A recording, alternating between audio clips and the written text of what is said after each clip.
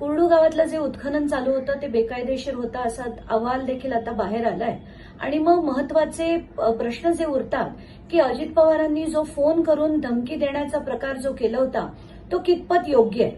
तर आपण कायद्याच्या बाबतीत बघितलं तर त्याच्यात 3 गोष्टी आहेत. एक म्हणजे त्यांनी जो फोन केला, एकेरी भाषा वापरली, धमकावले, ते त्यांना करता येतं की नाही.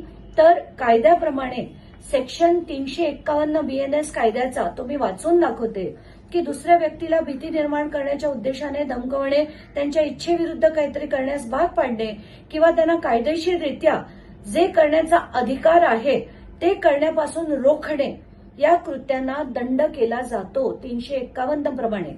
आणि दुसरा कायदा जो आहे तो सेक्शन 132, म्हणजे त्यांनी जर एखाद्या अधिकाऱ्याला त्याचं काम करण्यापासून डिटर केलं, इंटेंट टू डिटर असं जर असेल तर त्यांना हे दोन्ही कायद्याप्रमाणे त्यांच्यावर FIR होऊन त्यांना त्यांची शिक्षा मिळणं गरजेचं आहे.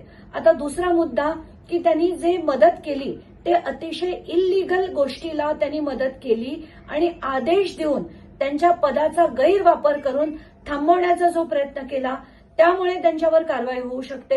आणि तिसरं म्हणजे रूल्स ऑफ बिझनेस जे सेट केलेले प्रोसिजर्स आहेत, ज्याला आपण ऑथॉरिटीची कमांडची ऑथॉरिटी म्हणतो, त्याची एक पद्धत आहे. त्यात ते रेव्हेन्यू डिपार्टमेंट आणि होम डिपार्टमेंट हे दोन्हीही उपमुख्यमंत्र्यांच्या आदेशाखाली येत नाही.